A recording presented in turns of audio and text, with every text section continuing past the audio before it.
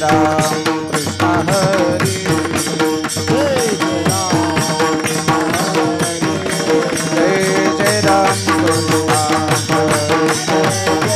हरी जय जय राम कृष्ण हरि जय जय राम कृष्ण हरि हरि जय जय राम कृष्ण हरि जय जय राम कृष्ण हरि जय जय राम कृष्ण हरि जय जय राम कृष्ण जय जय राम कृष्ण जय जय राम कृष्ण हरे जय राम जय जय राम कृष्ण हरे जय जय राम कृष्ण हरे जय जय राम कृष्ण हरे जय जय राम कृष्ण हरे जय राम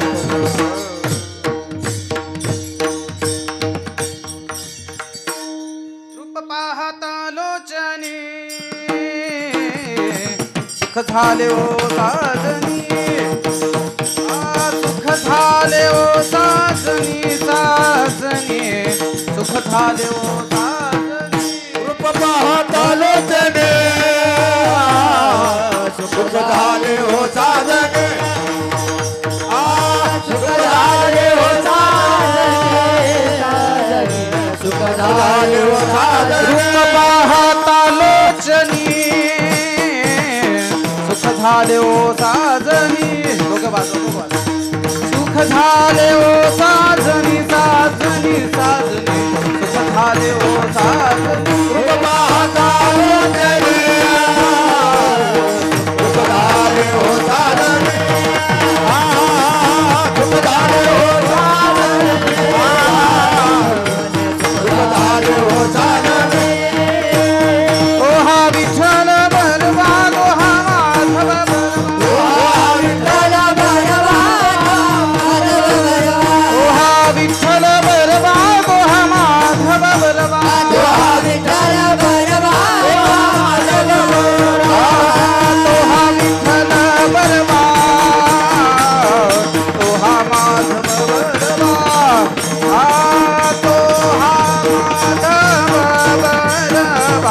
तो हा माधव बलवान तो हा विठ्ठल बलवान तो हा माधव बलवान तो हा माधव बलवान तो हा माधव बलवान बहुत सुकृताची जोडी म्हणून विठ्ठली आवडी म्हणून विठ्ठली आवडी आवडी आवडी म्हणून विठ्ठली आवडी बहुत सुकृताची जोडी म्हणून विठ्ठली आवडी म्हणून विठ्ठली आवडी म्हणून विठ्ठली आवडी ओ हा विठ्ठल बरवा तो हा माधव बरवा विठ्ठल बरवा ओ हा विठ्ठल बरवा तो हा माधव बरवा विठ्ठल बरवा तो हा विठ्ठल बरवा तो हा माधव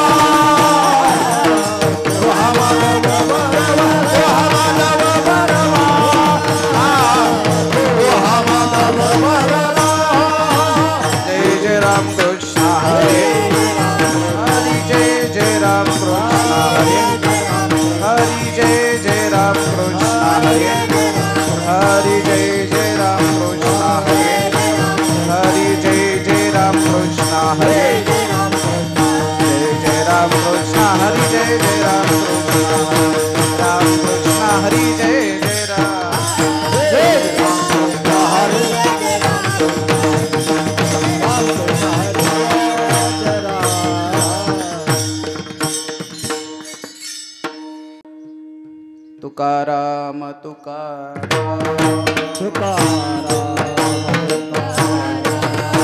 तुकाराम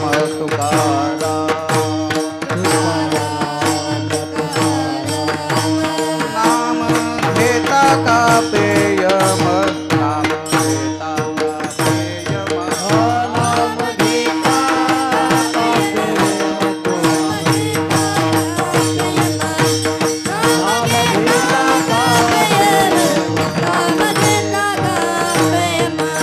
धन्य तुको वास धन्य तुको वास केला हा पुरुषार्थ जेने केला हा पुरुषार्थ जेने केला पुरुषार्थ जेने केला पुरुषार्थ जेने केला पुरुषार्थ जेने केला पुरुषार्थ जळी दगडा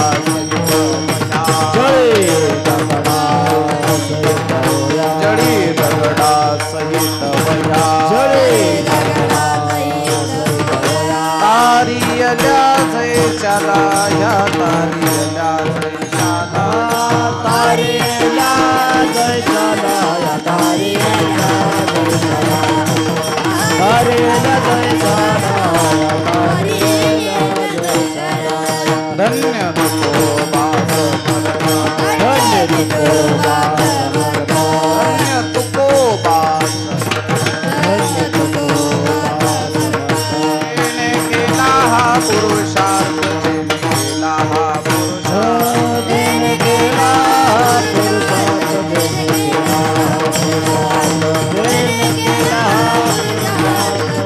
केला म्हणे रामेश्वर भट्ट तुझ्या रामेश्वर भक्त तुझा म्हणे रामेश्वर भट्ट तुझ्या तुका विष्णू नाही तुझा तुका विष्णू नाही तुझा तुका विष्णू नाही तुझा तुका विष्णू नाही तुझा तुका विष्णू नाही तुझा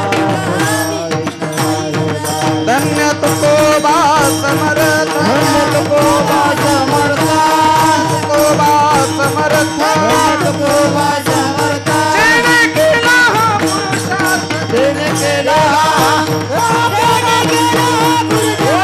जेने केला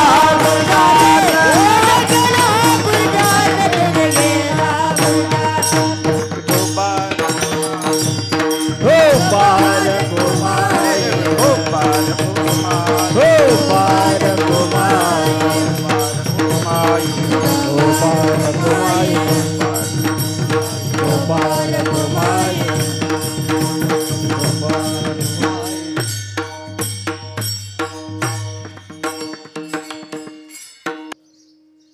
तुकाराम तुकाराम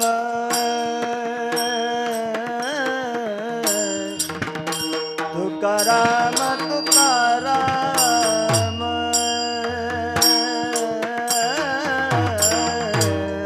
तुकाराम तुकाराम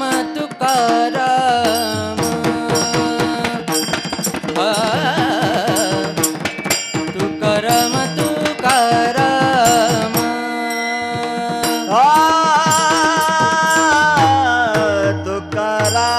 तुकाराम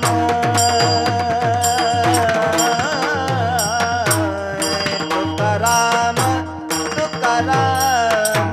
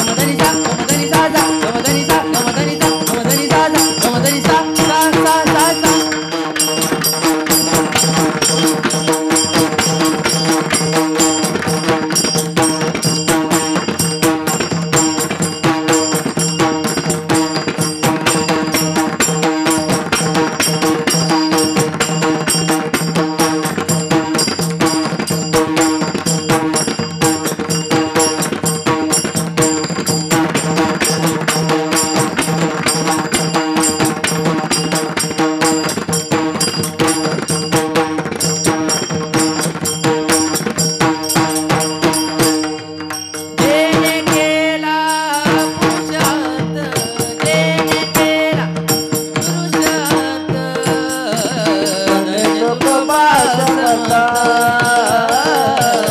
तुकोबा समर्थ विठ्ठला विठ्ठला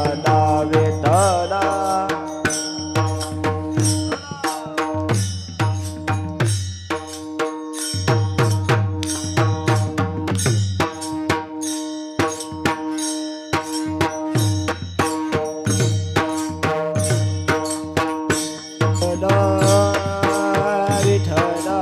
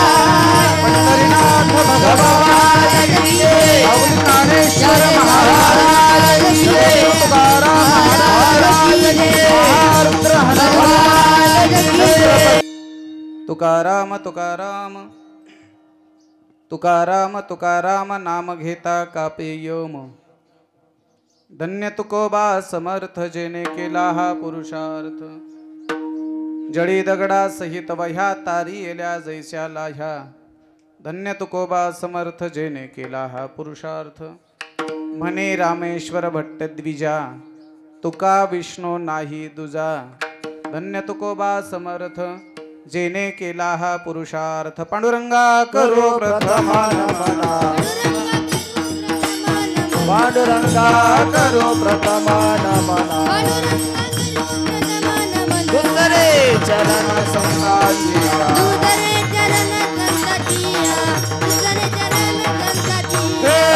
कृपादाने कथेचा विचार कृपादाने कथेचा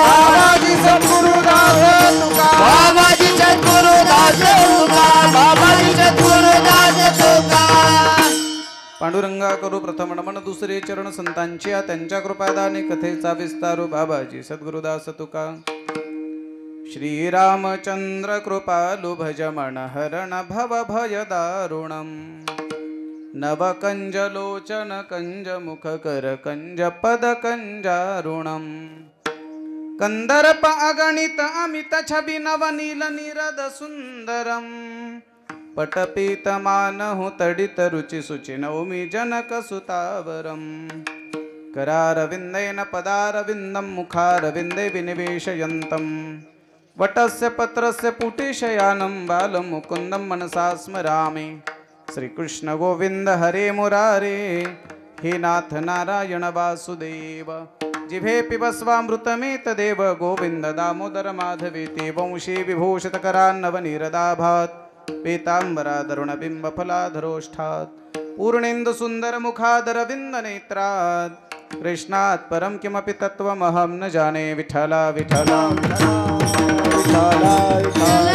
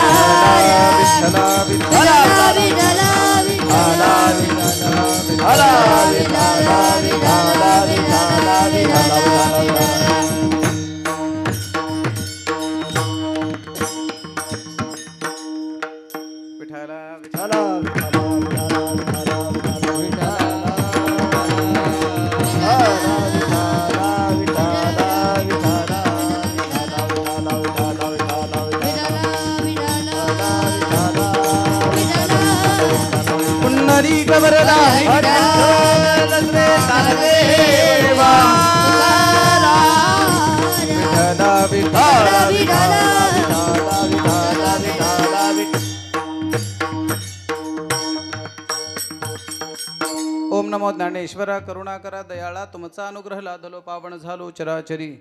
नमो सद्गुरु तुकया ज्ञानदीपा नमो सद्गुरु सच्चिदानंद रूपा नमो सद्गुरु भक्त कल्याण मूर्ती नमो सद्गुरु भास्करा पूर्ण कीर्ती आत्मरूप गणेशो केली स्मरण होय सकळ विद्यांचे अधिकरण तेचे वंदो श्री चरण श्री गुरूंचे ते नमस्कारो. आणि आता तुकाराम तुकाराम नाम घेता कापे यम धन्य तुकोबा समर्थ जेने केला हा पुरुषार्थ.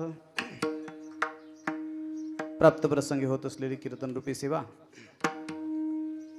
सेवेकरता निवडलेला अभंग देहो निवासी रामेश्वर शास्त्री नावाच्या एका महान विद्वान व्यक्तीचा अर्थात तुकोबारायांना ज्यांनी आयुष्यभर त्रास दिला, आयुष्यभर तुकोबारायांना ज्यांनी छळलं, त्याच तुकोबारायांचं महत्त्व ज्यांना कळल्यानंतर तुकोबारायांचं वर्णन ज्यांनी केलं ते रामेश्वर शास्त्री. आज या अभंगाच्या माध्यमातून जगद्गुरु तुकोबारायांचा अधिकार काय होता, जगद्गुरु तुकोबारा किती मोठे होते, त्यांचा अधिकार कसा होता याचं वर्णन करणारा 4 चरणाचा अभंगाच्या सेवेकरता निवडलेला आहे. विठाला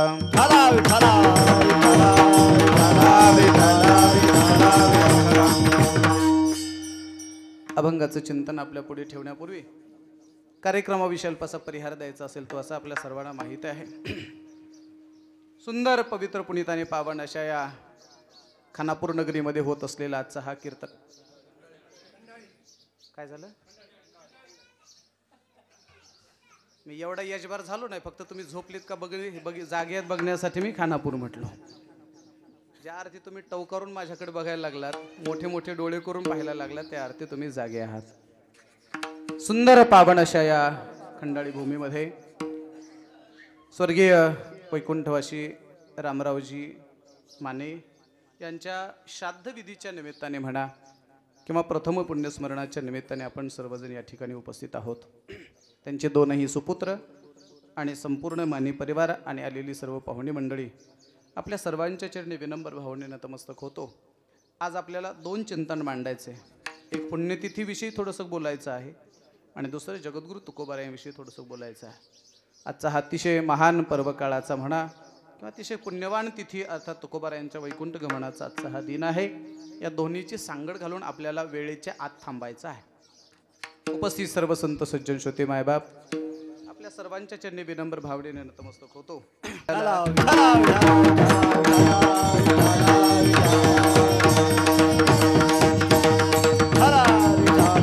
नली कवर हरी श्री ज्ञानदेवा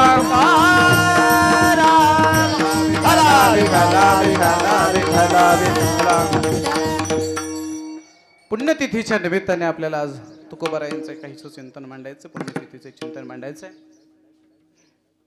ही सेवा करत असताना उपस्थित सर्व पाहुणे मंडळी बसलेल्या श्रोत्यामध्ये कोणी कीर्तनकार, प्रवचनकार, गायक, वादक असेल त्यांनाही माझा साष्टांग दंडवत असेल, साष्टांग प्रणिपात असेल. अगदी मर्यादित वेळेमध्ये अभंगाचं चिंतन मांडायचं आहे. का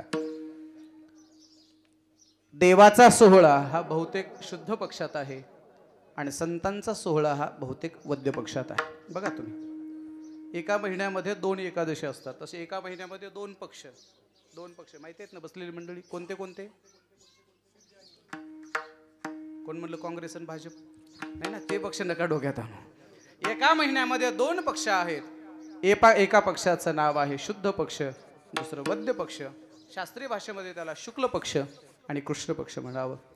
शुक्ल पक्ष हा देवाच्या वाट्याला आहे आणि कृष्ण पक्ष हा संतांच्या वाट्याला आहे. बघा तुम्ही, बहुतेक वद्य वारीला साधू संत महात्मे किंवा वारकरी मंडळी पंढरपूरच्या वारीला जात नाहीत, तर वद्य वारी ही संतांची वारी आहे.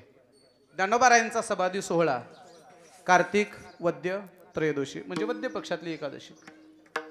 शांतीब्रह्म एकनाथ महाराजांचाही समाधी सोहळा फाल्गुन वद्य पक्षातली षष्ठी. तुकोबारायांचा वैकुंठ गमन सोहळा सुद्धा याच महिन्यातला फाल्गुन वद्य बीज किंवा द्वितीया. बहुतेक वद्य पक्ष हा संतांच्या वाट्याला आहे आणि शुक्ल पक्ष हा देवाच्या वाट्याला आहे. संतांच्या सोहळ्याला साक्षात जगाचा मालक भगवान परमात्मा सुद्धा उपस्थित राहतो. देहूमध्ये देव केव्हा गेले, कसे गेले, का गेले, या सर्व गोष्टीचं चिंतन आपल्या सर्वांना मांडायचं आहे. पण आज पुण्यतिथीचंही निमित्त आहे. पुण्यतिथी कोणी करावी, का करावी? काळाच्या प्रवाहामध्ये बाप मेल्यानंतर बापाच्या गोडजेवणाचा खर्च कोणी करावा, इथपासनं समाजामध्ये भांडणं पाहायला सापडत आहेत.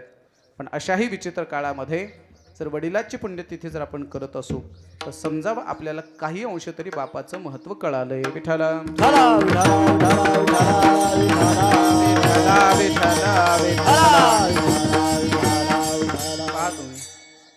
जन्माला आल्यानंतर काही दिवसाचा सोहळा असतो.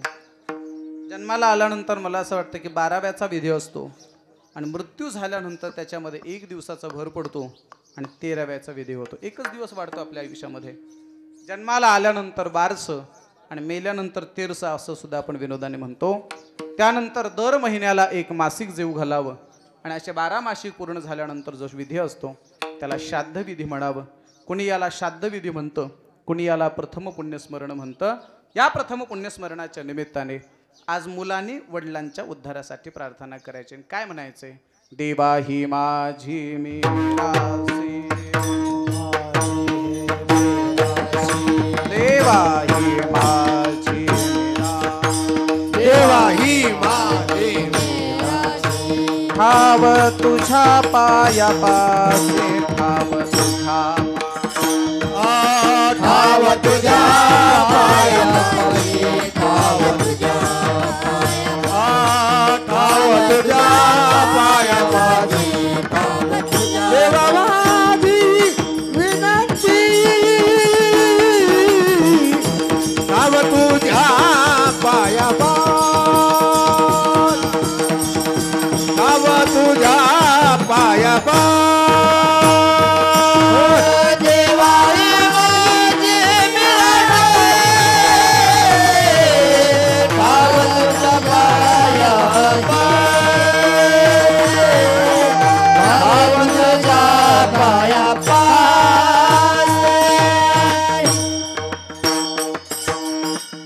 मुलांनी वडिलांसाठी देवाकडे प्रार्थना करायची. कोणती प्रार्थना करायची? देवा ही माझी मिरासी, ठाव तुझ्या पायापासी. जर पायाजवळ ठिकाणा दिला तर आम्हाला त्याचा अभिमान असेल. याचा धरीन अभिमान, करीना आपुले जतन, देवोनिया जीव वडिले साधियला हा ठाव. तुका म्हणे देवा जुनाटही माझी सेवा, याचा धरीन अभिमान, करीना आपुले जतन. बापासाठी मुलांनी प्रार्थना करणं हे मुलाचं कर्तव्य आहे. ऐका मायबाप, शास्त्रामध्ये काही कर्तव्य माणसाच्या जीवनामध्ये सांगितलेले आहेत. जसं भारतीय राज्यघटनेचा जर आपण अभ्यास केला तर भारतीय राज्यघटनेने आपल्याला हक्क दिलेत. कोणते? लाईट गेली तर लाईट गेल्यानंतर लाईट का गेली याचा जाब विचारण्याचा, इंजिनियरला फोन करण्याचा आपल्याला काय आहे? अधिकार आहे किंवा हक्क आहे. बरोबर आहे. का लाईट गेली, का लाईट गेली विचारण्याचा जसा आपला हक्क आहे तसं इमानदारीने मीटर घेऊन बोला बोला बोला ना, इमानदारीने लाईटचं बिल भरणं हे आपलं काय आहे? बोला, कर्तव्य आहे. कळलं ना मला? हक्क जसं आपण सांगतो तसं आपण कर्तव्य सुद्धा का पाळत नाही, हाही एका गोष्टीचा विचार करण्याची गरज आहे मायबा. पुढे आहे का? आपल्या गावाला जर एसटी येत नसेल, बस येत नसेल तर बस डेपो मॅनेजरला फोन करणं आपलं हक्क आहे. का आमच्या गावची बस बंद झाली, का बस वेळेवर येत नाही, बस बंद झाल्यानंतर बस मिळवणं हा आपला बोला बोला ना बोला ना, हा आपला काय आहे? हक्क आहे, अधिकार आहे. पण त्या बसमध्ये बसून प्रवास करत असताना इमानदारीनं तिकीट काढणं हे आपलं काय आहे? बोला ना. मला इकडचं खंडाळीचं माहीत नाही, पण आमच्याकडचे 40 वर्षाचे माणसं सुद्धा 75चे झाले, इकडचं मला माहीत नाही. कळलं ना मला काय सांगायचं ते? माणसं हक्काची जाणीव ठेवतात, पण हक्काची जाणीव ठेवत असताना आम्ही कर्तव्य मात्र विसरतो. पुढे बोलेन आपल्याला.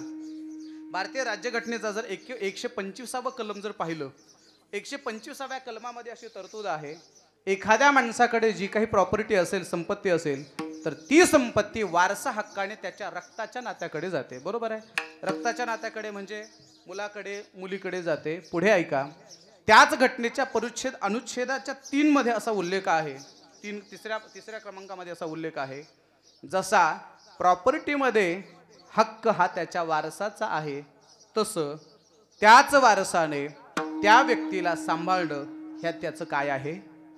बोला. कर्तव्य आहे. आज माणसं हक्कासाठी भांडतायत, प्रॉपर्टीसाठी भांडतायत, पण दुर्दैव असं आहे, आमचं कर्तव्य मात्र आम्ही विसरलो. परवाच पाथरीच्या SDMने, उपजिल्हाधिकाऱ्याने एक निर्णय दिला. एका शिक्षकाच्या विरोधात बाप कोर्टात गेला होता. तर बापाला पोटगी द्यावी किंवा बापाला पगारातला 10-20% भाग त्यांनी बापाच्या खात्यावर जमा करावा, असा आदेश जर कलेक्टरला आणि जजला काढावा लागत असेल, तर यासाठी वाईट परिस्थिती या देशात दुसरी कोणती नसेल. मला एक सांगायचं आहे का, जसं मायबापाच्या हक्काविषयी आपण भांडतो, हक्क आहे माझा, जमीन मला मिळाली पाहिजे, घर मला मिळालं पाहिजे, या गोष्टीचा जसा आपण विचार करतो, तसं मायबाप सांभाळणं हे सुद्धा आपलं एक कर्तव्य आहे. मी एक भावाच्या वाटणीचा एक प्रसंग यूट्यूबला सांगितला, तुम्ही कदाचित तो ऐकला असेल. जवळपास 15 लाख लोकांनी तो व्हिडिओ पाहिला महाराष्ट्रात, देशभरामध्ये. आणखी 2 मिनिटात सांगतो आणि पुढे चालतो, ऐका. एक गरीब कुटुंब होतं, आपल्या खंडाळीसारख्या गावातलं गरीब कुटुंब. मोलमजुरी करून मायबापाने पोरांना शिकवलं. एक पोरगं शिकलं, डॉक्टर झालं, एक इंजिनियर झालं. डॉक्टर असणारं पोरगं समजा पुण्याला गेले, एकीकडे हैदराबादला गेलं, 2 पोरं 2 गावला गेले. मायबापाच्या जीवनामध्ये कष्टाचे दिवस निघून गेले. आता सोन्याचे दिवस आले. दोन्ही पोरं दिवाळीला आपल्या बापाच्या घरी आले, गावाला आले. दोघांचं प्रेम होतं, नातेसंबंध एकदम चांगले होते, पण काय झालं माहित नाही. दोघांमध्ये खटके उडाले, दोघांच्या वाटण्या सुरू झाल्या. वाटण्या करण्याकरता आम्हाला बोलावलं. म्हणले महाराज आत्ताच्या आत्ता या आमच्या वाटण्या करा. मी त्यांना सांगितलं, अरे वाटण्या करण्यासाठी आमचा जन्म नाही. एक वाक्य बोलू का? समाजातल्या घराच्या वाटण्या करण्यासाठी कथाकाराचा, कीर्तनकाराचा जन्म नाही, तर घराघरातल्या वाटण्याच होऊ नये असा आदर्श समाज निर्माण करणं, याच्यासाठी आमचा जन्म आहे. पुढे ऐका मायबा, पुढे ऐका. मी एका पोलिसांच्या प्रशिक्षणाला गेलो होतो, एक मार्गदर्शक म्हणून, प्रमुख पाहुणा म्हणून गेलो होतो. आणि सहज तिथल्या पोलीस अधिकाऱ्यांची भाषणं चालू होते. पोलीस अधिकारी बोलता बोलता तिथले DYSP सहज असं म्हणाले, महाराज लोकांचं पोलिसांचं काम सारखं आहे, असं ते साहेब म्हणाले. त्यांना वाटलं मला बरं वाटेल. ते म्हणले, कसं काय आमचं महाराज लोकांचं आमचं काम सारखं आहे, आम्ही सुद्धा समाजाला चांगलं शिकवतो, तुम्ही सुद्धा समाजाला चांगलं शिकवता. त्यांचं पूर्ण भाषण मी ऐकून घेतलं. आणि शेवटी जेव्हा प्रमुख पाहुण्याचं माझं मुख्य भाषण होतं, तेव्हा मी बोलता बोलता सहज असं म्हणालो, साहेब तुम्ही असं म्हणालात की महाराज लोकांचं आणि पोलिसांचं काम सारखं आहे, याला माझं समर्थन नाही. ते म्हणले, कसं काय? मी तिथं असं म्हटलो, ऐका, गुन्हा घडल्यानंतर आरोपीला पकडणं आणि न्यायालयाच्या समोर उभं करणं हे पोलिसांचं काम आहे, पण या समाजामध्ये गुन्हाच घडू नये असा आदर्श समाज निर्माण करणं हे कीर्तनकाराचं काम आहे, हे कथाकाराचं काम आहे. गुन्हा घडल्यानंतर तुम्ही सजा देत असाल, समाजात गुन्हाच घडू नये असा समाज निर्माण करणं हे कीर्तनकाराचं, कथाकाराचं काम आहे. ऐका मायबाप, घराच्या वाटण्या करणं याच्यासाठी कीर्तनकार नाही, तर घराघरातल्या वाटण्याच होऊ नये याच्यासाठी कीर्तनकाराचा जन्म आहे. आम्हाला बोलावून घेतलं, शेवटी नावेलाच झाला. आम्ही वाटण्या केल्यानंतर प्रत्येक वाटणी उचलताना थोरला म्हणायचा मी उचलणार, धाकटा म्हणायचा मी उचलणार, प्रत्येक जण म्हणायचा ही मी उचलणार, ते मी उचलणार.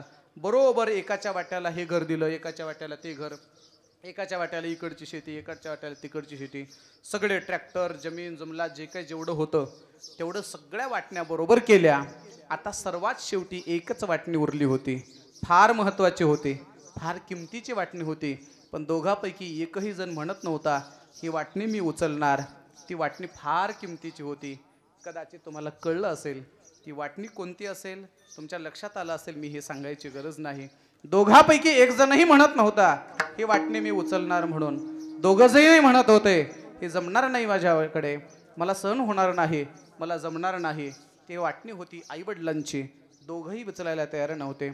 शेवटी नावेलाच झाला. मी विचारलं का रे उचलत नाहीत? एकाने सांगितलं माझा फ्लॅट लहान आहे, दुसऱ्याने सांगितलं माझा रो हाऊस लहान आहे, 4 माणसा व्यतिरिक्त दुसरी 2 माणसं माझ्या घरात राहू शकत नाहीत. शेवटी गावातली काही प्रतिष्ठित माणसं होते, त्यांनी म्हणले महाराज 2 माणसं एका घरात गेल्यावर अडचण होतील, असं करा ना, एकाच्या वाट्याला बाप द्या, एकाच्या वाट्याला माय द्या. मी त्यांना सांगितलं मी एक रामायणाचा अभ्यासक आहे, तुम्हाला माहिती आहे की नाही मला ठाऊक नाही. सीता मातेने एकदा पोपटाची मैनेची ताटातूट केली होती. पिंजऱ्यातला पोपट आणि मैना जोडी विकायला आल्यानंतर सीता मातेने फक्त त्यातला पोपट घेतला होता.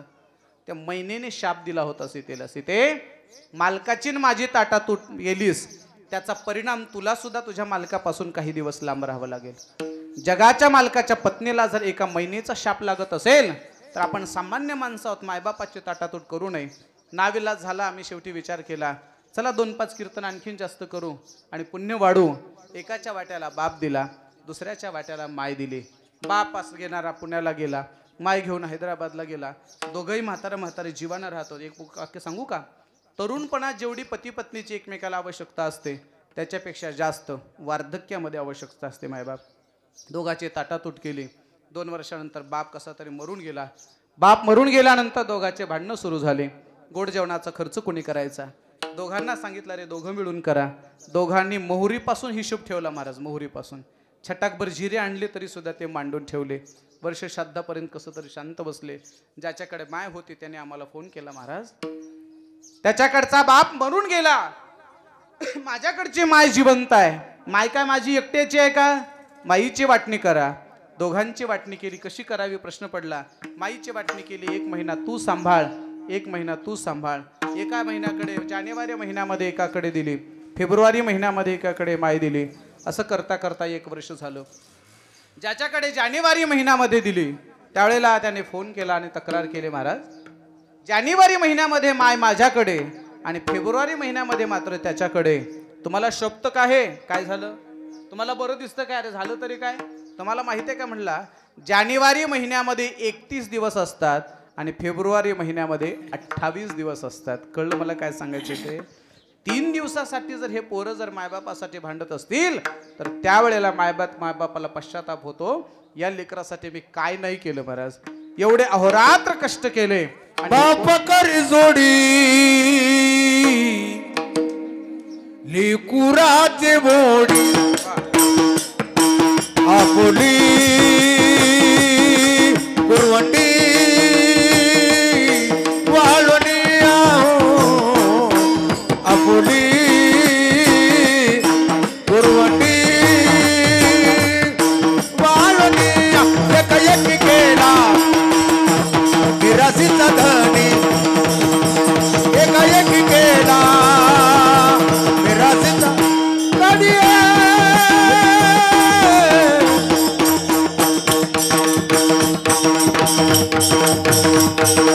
बडे वागवणी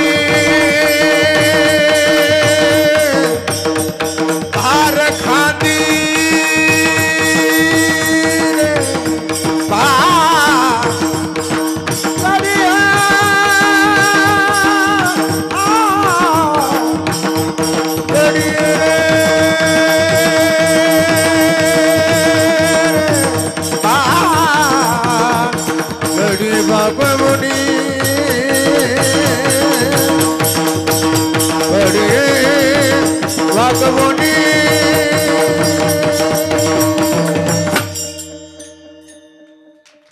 हे बापाचं प्रेम आहे, हा बाप करत असतो. लक्षात ठेवा, जीवनामध्ये आई वडिलांनी आपल्यासाठी एवढे कर्तव्य केले, एवढे कष्ट कधी विसरायचे नसतात. मग त्याच्या बदल्यात काय करायचं, एकच, जिवंत असताना त्यांची सेवा करायची आणि त्यांच्या मृत्यूच्या नंतर देवाकडे प्रार्थना करायची. काय प्रार्थना करायची, बस आज एकच म्हणायचं, देवा आमच्या वडिलांना तुमच्या पायाजवळ ठिकाणा द्या. देवा ही माझी मिरासी ठाव तुझ्या पायापाशी. पायापाशीच का, इथे तुकोबाराने शब्द वापरला असता, ठाव तुझ्या डोक्यापाशी, ठाव तुझ्या माथ्यापाशी, पण नाही, ठाव तुझ्या असं आहे. देवाच्या पायाजवळ राहून जे मिळतं ते देवाच्या डोक्याजवळ राहणाऱ्याला कधीच मिळत नाही. महाभारताचा प्रसंग आपल्या सर्वांना माहिती आहे. दुर्योधनही देवाकडे गेला होता आणि भगवान अर्जुनही देवाकडे गेले होते. दुर्योधन देवाच्या डोक्याजवळ बसले, अर्जुन देवाच्या पायाजवळ बसले. पहिली नजर अर्जुनावरती पडली आणि अर्जुनाला विचारलं, काय पाहिजे अर्जुना. हा म्हणला, त्याच्या अगोदर मी आलोय. मग भगवान बळच म्हणले. आणि मग आपल्या सर्वांना माहित आहे कोण पाहिजे. कौरवानी सैन्य स्वीकारलं आणि पांडवांनी भगवान स्वीकारले. त्याचा परिणाम काय झाला? यत्र योगेश्वर कृष्ण यत्र पार्थो धनुर्धरः तत्र श्री विजयो भूतिर ध्रुवा नीतिर्मतिर् मम. ज्या बाजूला कृष्ण आहे त्या बाजूला विजय आहे. पांडवांचा विजय झाला, कौरवांचा पराजय झाला. देवाच्या पायाजवळ राहिल्यानंतर जे पांडवांना मिळालं ते कौरवांना देवाच्या डोक्याजवळ राहून कधी मिळालं नाही. शहाण्या माणसाने देवाच्या पायाजवळ राहिल्यानंतर काय होते आपल्या सर्वांना एक प्रसंग सांगतो पुढे चालतो. ऐका. रामचंद्र प्रभू 14 वर्षाच्या वनवासाला निघाले. वनवासाला का निघाले आपल्या सर्वांना माहिती आहे. जन्म देणाऱ्या बापाने आदेश दिला. ऐका. जन्म देणाऱ्या बापाने आदेश दिला की रामा तुम्ही उद्या राजा होणार होतात, पण राजा होण्याच्या ऐवजी तुम्ही वल्कल धारण करायचे 14 वर्ष वनवासाला जायचे. 14 वर्ष वनवासाला जायचे म्हटल्यानंतर का जायचं आणि कुठे जायचं हा प्रश्न सुद्धा रामाने विचारला नाही. का? बापाने दिलेला आदेश तो चुकीचा जरी असला तरी शिरसावन्य म्हणून पाळणं हे रामाचं कर्तव्य आहे. सध्याच्या काळामध्ये बापाने दिलेला आदेश तर सोडा, बापाने थोडीशी हलकी वाटणी जरी दिली तरी लोक मारायला धावतात. कशाचं रामायण कशाचं महाभारत आलं महाराज. रामचंद्र प्रभू 14 वर्षाच्या वनवासाला जात आहेत. जाता जाता गंगेच्या तटावरती आले. गंगेच्या तटावरती आल्यानंतर जो केवट होता, नावाडी होता, तो नावाडी नाव उभा करून तो बाजूला झाडाखाली बसला होता. रामचंद्र प्रभू नावाड्याच्या जवळ गेले आणि नावाड्याच्या जवळ गेल्यानंतर रामचंद्र प्रभू नावाड्याला म्हणतात, केवटाला म्हणतात, ए केवटा, काय देवा मला पहिले तीरावरती नेऊन पोहोचायचंय. केवट म्हणला मी सोडणार नाही. काय पाहिजे? म्हणला आम्ही धन्यवादी माणसात, काही ना काही मिळाल्याशिवाय आम्ही आमचं काम करणार नाही. काय पाहिजे तुला? केवटाने सांगितलं, प्रभू नाना साधनाच्या केल्या खटपटा, परी त्यानं पवते त्याच्या दारबंटाओ. अनेक साधनाच्या खटपटा करून सुद्धा भगवान परमात्मा स्वप्नात येत नाही. तो जगाचा मालक जर माझ्या समोर उभा असेल तर त्या भगवंताची पूजा केल्याशिवाय, पाय धुतल्याशिवाय मी पुढे जाऊ देणार नाही. प्रभूंनी मान्यता दिली. केवटजी पाय धुवायला लागले. पाय धुता धुता काय लागतो देवाच्या पूजेला? गंगेतलं पाणी घेतलं, गंगेतलंच कमल पुष्प घेतलं, भगवंताच्या पायावर समर्पित केलं. केवटजी देवाचे पाय धुत होते आणि देवाचे पाय धुता धुता देवाच्या पायावर थंड पाणी पडत होतं आणि थंड पाणी पडता पडता त्या पायावर गरम पाणी पडत होतं. प्रभूला आश्चर्य वाटलं. थंड पाणी ठीक आहे गंगेतलं परत असावं, पण पायावर गरम पाणी कुठलं पडत असेल? ज्यावेळेला रामचंद्र प्रभूंनी वाकून पाहिलं तेव्हा लक्षात आलं पायावर पडणारं पाणी, पायावर पडणारं थंड पाणी हे गंगेच्या पात्रातलं होतं आणि पायावर पडणारं गरम पाणी हे केवटाच्या नेत्रातलं होतं. पात्रातलं थंड पाणी आणि नेत्रातलं गरम पाणी. जगाच्या मालकाने केवटाला उचललं आणि केवटाला विचारलं, ए केवटा का रडतोयस रे बाबा? का डोळ्यातून अश्रू तुझ्या? सांग. केवटाने सांगितलं, प्रभू आजपर्यंत इमानी इतबारी लोकांची सेवा केली आणि त्या सेवेचं फळ आज मिळालं. जगाच्या मालकाचं दर्शन झालं आणि जगाच्या मालकाचे पाय धुवायला मिळाले. माझ्यासारखा भाग्यवान मीच, माझ्यासारखा नशीबवान मीच म्हणायला लागला. केवटजी प्रभूच्या गळ्याला पण रडायला लागले. पुढे ऐका. रामचंद्र प्रभूंनी केवटाला उचललं, केवटाचे अश्रू पुसले आणि केवटाला म्हणायला लागले, केवटा अरे जन्म देणाऱ्या बापाने घराच्या बाहेर काढलं, अयोध्येतला एकही माणूस माझ्या सोबत नाही, लक्ष्मण वगैरे अपवाद सोडलं तर. आणि अशा पडत्या काळामध्ये ऐका, चांगल्या काळामध्ये लोक मान देत असतील तर यात नवलाची गोष्ट नाही, पण आपल्या वाईट काळामध्ये, आपल्या पडत्या काळामध्ये जी माणसं आपल्यावर मनोमन प्रेम करतात ती माणसं हृदयाच्या कोपऱ्यात कायम स्वरूपी राहतात. प्रभूने केवटाला सांगितलं, केवटा माझा पडता काळ आहे, माझा वनवासाचा काळ आहे, माझ्या दुःखाचा काळ आहे, पण या दुःखाच्या काळामध्ये सुद्धा तुम्हाला एवढा सन्मान दिला, एवढा मान दिला. लक्षात ठेव केवटा, आज तू माझे पाय धुतले, एक दिवस हा राम तुझे पाय धुतल्याशिवाय राहणार नाही. हा केवटाला शब्द दिला आणि केवटाला शब्द दिल्यानंतर तोच केवट कृष्ण अवतारामध्ये सुदामा झाला आणि जगाच्या मालकाने सुदामाला आपल्या सिंहासनावर बसवलं आणि जगाच्या मालकाने सुदामाचे पाय धुतले. देख सुदामा की दीनदशा, करुणा करके करुणा निधि रोये, पानी परात को हात छुयो नहीं, नैनन की जल से पग धोये. डोळ्याच्या अश्रूच्या पाण्याने पाय धुतले. महाराज कशासाठी सांगतो ऐका. एकदा जर देवाचे पाय आपल्याला नुसते धुवायला सापडले तर एवढं मोठेपण प्राप्त होत आहे. साक्षात देवाच्याच पायाजवळ जर आपण गेलो तर केवढा मोठा अधिकार प्राप्त होईल आपल्या सर्वांना माहिती आहे. म्हणून तुकोबारा बोलतात, देवा ही माझी मिराशी, ठाव तुझ्या पायापाशी. पायाचा अधिकार सांगतो तुम्हाला. पाय, देवाचा पाय किंवा देवाची धूळ, जर देवाची धूळ जर नुसती दगडाला लागली तर त्याच्यातून मनुष्य प्राप्त झाले. आपल्या सर्वांना चिंतन माहिती आहे. ऐका, थोडंसं चिंतन सांगतो ऐका. रामचंद्र प्रभूचा आणि सीता मातेचा विवाह सोहळा संपन्न झाला आणि विवाह सोहळा संपन्न झाल्यानंतर तो विधी करणारा जो ब्राह्मण होता त्याने सीतेला सांगितलं, सीते आजपासून पती हा तुझा परमेश्वर आहे, रामाच्या पाया पड. पाया पडण्याच्या बाबतीमध्ये वेगवेगळ्या भागात वेगवेगळ्या पद्धती आहेत. कुठे कुणी कुणाच्या पाया पडावं यालाही काय शास्त्राच्या संकेत आहेत. मला थोडंसं तुम्ही बोला, बसलेली मंडळी बोला. कुणी कुणाच्या पाया पडावं? मुलांनी आई वडिलाच्या. वा, थोडंसं मोठ्याने बोललं तरी आणखीन मला आवडेल. मुलांनी आई वडिलाच्या. शिष्याने थोडं मोठ्याने बोला ना. मुलांनी आई वडिलाच्या, शिष्याने, नवऱ्याने, म्हणले बायकोच्या नाता काय घेता विठाला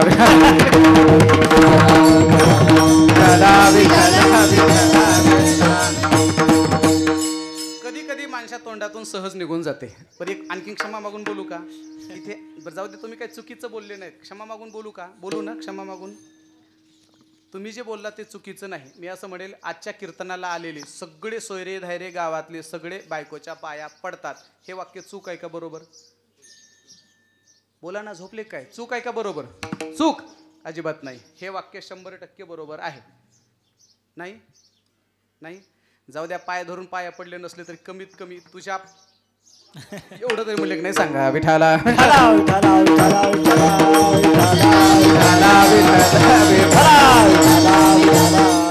तुझ्या पाया पडतो. गब्बस म्हणणं काय, पाय धरून पाया पडणं, पाय धरून पाया पडणं फरक तरी राहिला काय? चला ऐका, शास्त्राचा संकेत असा आहे की पत्नीने पतीच्या पाया पडावं. त्या ब्राह्मणाने सांगितलं सीतेला मालकाच्या पाया पड. सीता मातेने ब्राह्मणाला सांगितलं काही सांगा पण मी रामाच्या पाया पडणार नाही. का पाया पडणार नाही? शेवटी ज्या करवल्या होत्या सोबतच्या होत्या त्यांना सांगितलं पाया पडायला सांगा. कोणाचंच ऐकायला तयार नाही. शेवटी तिचं गाराणं गेलं आईकडे. माता सुनैनेकडे गेल्यानंतर गाराणं घेतलं. गेल्यानंतर सुनैना मातेने सीतेला जवळ घेतलं आणि सीतेला जवळ घेऊन डोक्यावर हात फिरून सांगितलं, सास ससुर गुरु सेवा करे हो, पती रुख लागे मनो अनुसरे हो. सासूची सेवा करावी, सासऱ्याची सेवा करावी, मालकाचा रोख पाहून वागावा, तुझा प्रपंच सुखाचा होतो. तुलसीदासजी रामायणामध्ये लिहित आहे. मालकाची सेवा करावी लागते. मालक हा परमेश्वर आहे, पती हा परमेश्वर समजून तुला पाया पडावं लागेल. सीता मातेने आईला सांगितलं, आई बाकी काहीही सांग मी ऐकायला तयार आहे, पण ही गोष्ट मात्र मी ऐकणार नाही. का ऐकणार नाही? याचं कारण सांग ना. का पाया पडणार नाही? तुला माहित नाही म्हणले याच्या पायाची ताकद. याचा पाय जर दगडाला लागला किंवा दगड जर याच्या पायाला लागला तर दगडातून बाई तयार होते. तू का पाया पडत नाहीस? माझ्या डोक्याला जो हा मुकुट आहे, मुकुट, या मुकुटाला हिरे माणिक मोती हे सगळे दगड आहेत. कदाचित हे दगड जर याच्या पायाला लागले तर 5-6 नगदी तयार होतील, म्हणून मी काही पाया पडणार नाही. दृष्टांत विरोध म्हणून घेऊ नका. मी कशासाठी सांगतोय? गौतम ऋषीच्या शापाने अहिल्या नावाची स्त्री पाषाण होऊन पडली होती जगाच्या मालकाच्या पायाची. काही रामायणामध्ये पायाची धूळ तर काही रामायणामध्ये प्रभूचा पाय लागला असा उल्लेख आहे. देवाचे जर पाय लागले तर दगडाला मनुष्य पण प्राप्त होतोय. आपण तर माणसं आहोत. देवाच्या पायाजवळ गेल्यानंतर माणसाला देव पण प्राप्त व्हायला उशीर लागणार नाही. म्हणून तुकोबारा म्हणतात, ठाव तुझ्या पायापाशी. आज मुलांनी हीच प्रार्थना करायची. कोणती? देवा ही माझी मिराशी, ठाव तुझ्या पायापाशी. देवा तुमच्या पायाजवळ आम्हाला ठिकाणा मिळावा. जर मिळाला तुमच्या पायाजवळ ठिकाणा तर आम्हाला त्याचा अभिमान असेल. याचा धरीना अभिमान करीना आपुले जतन. लक्षात ठेवा. तुम्ही शाळेत जाताना, शाळेत संस्थेतले विद्यार्थी सगळे शाळेत जाताना, शाळेत गेल्याबरोबर काय असते? शाळेत गेल्याबरोबर राष्ट्रगीत, बरोबर आहे? राष्ट्रगीत. राष्ट्रगीत झाल्यानंतर काय असते?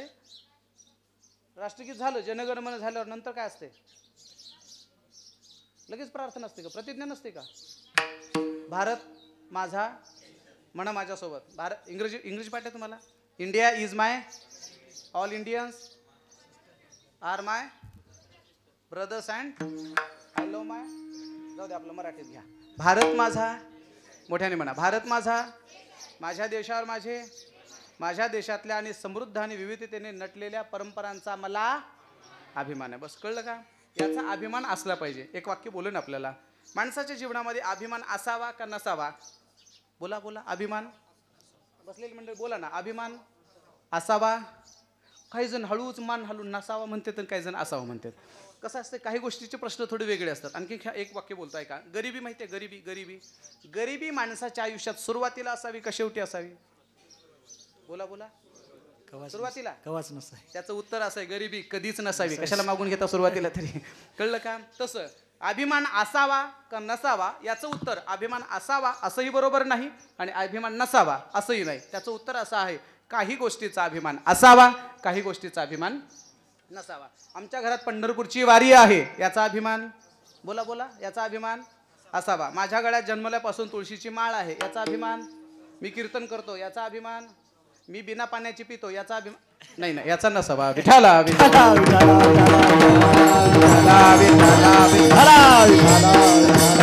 आमच्या वडिलांना जर देवाच्या पायाजवळ ठिकाणा दिला तर आम्हाला त्याचा अभिमान असेल. देवा ही माझी मिरासी ठाव तुझ्या पायापासी, याचा धरीना अभिमान करीना पुले जतन. नुसता अभिमान धरायचा नाही तर आपले जे मोठेपणा आहे, आपल्या ज्या चांगल्या परंपरा आहेत त्याचं आम्ही जतन करायचं आहे. कोणती परंपरा आहे? ज्ञानोबारायांचा समाधी सोहळा साजरा करणं ही आमची परंपरा आहे. आषाढी वारी करणं आमची परंपरा आहे. कार्तिकेला जाडप आमची परंपरा आहे. नाथषष्ठी साजरी करणं आमची परंपरा आहे. तसं तुकोबारायांची बीज सुद्धा साजरी करणं ही आमची परंपरा आहे. आणि ज्या बीजे दिवशी आज हा पुण्यतिथी सोहळा येतोय त्या बीजे दिवशी तुकोबारायांचं वर्णन सुद्धा आपण केलं पाहिजे.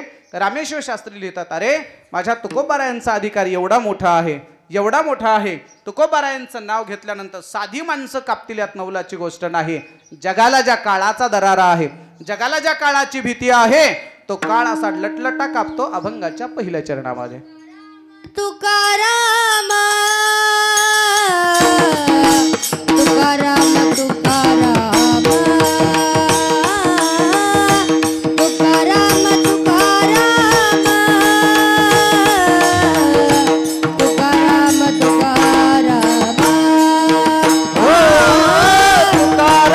तुकाराम तुकाराम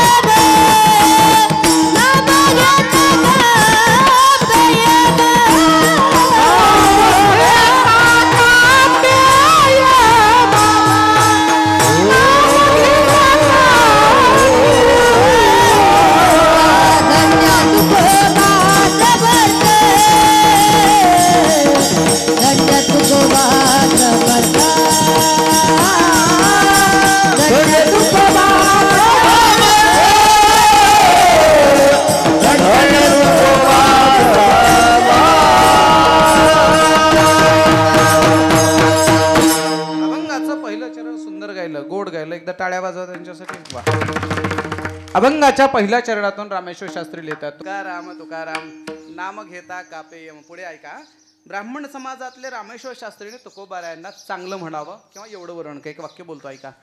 आपली माणसं, आपल्या जवळची माणसं जर आपलं वर्णन करत असतील किंवा मोठेपणा गात असतील तर यात नवलाची गोष्ट नाही.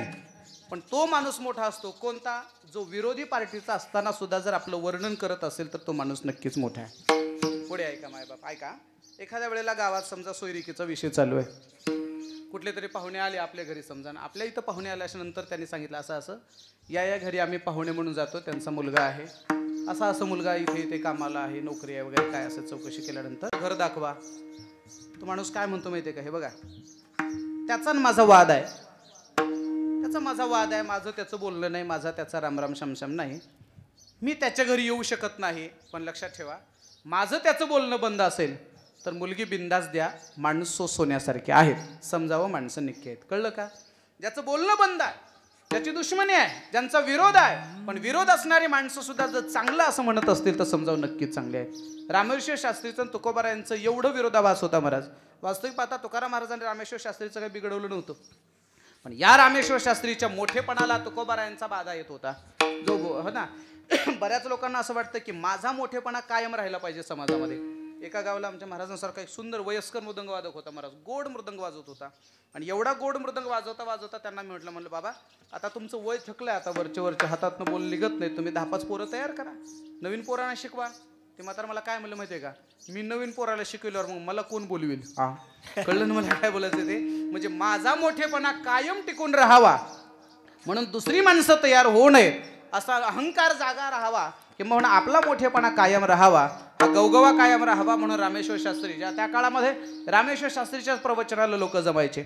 रामेश्वर शास्त्री म्हणतील ती पूर्व दिशा, पण हळूहळू रामेश्वर शास्त्रींना मानणारे लोक तुकोबारायांकडे आले. थोडं क्षमा मागून बोलू का.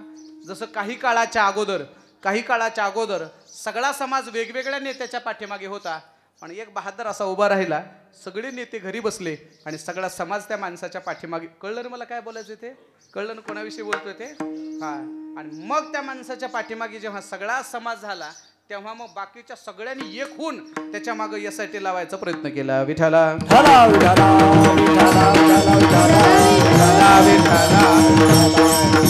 आपला मोठेपणा कायम राहावा, आपलं अस्तित्व कायम राहावं म्हणून रामेश्वर शास्त्रीने तुकोबारायांना महाराज एवढा त्रास दिला. पण लक्षात ठेवा, त्रास देणारा माणूस सुद्धा एक दिवस त्या माणसाला सुद्धा पश्चाताप होतो. ऐका, शहाण्या माणसाने शेजारी जर बांधच फोडत असेल, तसं इकडं खंडाळीकडे बांध फोडत नसतील, इकडं कसं आहे ते बांध फोडणं वगैरे इकडं माहित नसेल, ते आमच्याकडे तिकडं माहित आहे. इकडं कसं आहे, तुम्ही हसलात म्हणजे तुमचं आमचं सारखंच आहे. चला, एखादा माणूस जर बांध फोडतच असेल तर त्याला एकच म्हणायचं, अरे बांध कोरणाऱ्याचं कधी चांगलं होत नसेल. पुढे वाक्य बोलू का, शेजाऱ्याने कितीही बांध कोरू द्या, परमेश्वराने फक्त कपाळ कोरू नये म्हणजे झालं. विठाला